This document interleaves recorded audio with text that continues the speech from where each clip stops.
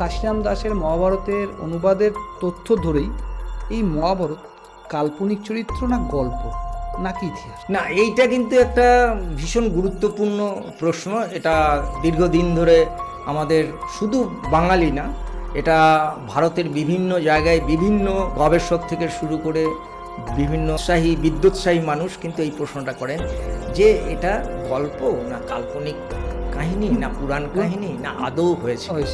আমি তোমাকে প্রথমেই বলি, এটা একটা বিশাল বিষয়। আমাদের যে এটা হচ্ছে ভারতীয় দর্শন চর্চা, আমাদের কোনো রকম নীতিশাস্ত্র নেই। যেটা পশ্চিমের দর্শন চর্চায় নীতিশাস্ত্র আছে, আমাদের কিন্তু কোনো নীতিশাস্ত্র নেই। আমাদের যে দর্শন চর্চা সেটা কিন্তু পুরোপুরি রামায়ণ এবং মহাভারতের উপর নির্ভরশীল।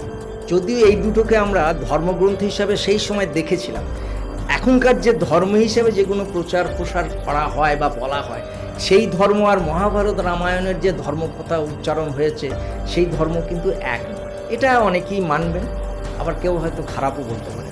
কিন্তু রামায়ণ মহাভারত হচ্ছে আমাদের দর্শন। এখানে আধ্যাত্মিকতা আছে, এখানে জ্ঞান চর্চা আছে, এখানে প্রেম আছে, এখানে বিরহ আছে। মহাভারতের মধ্যে বা রামায়ণের মধ্যে শয়তানি আছে, দুষ্ট চক্র আছে, প্রতারণা আছে, নারী নির্যাতন আছে, কি নেই? বর্তমান সমাজে যা আছে সবই আছে। সবই আছে, যার জন্য বলা হয় যা নেই ভারতে তা আছে মহাভারতে।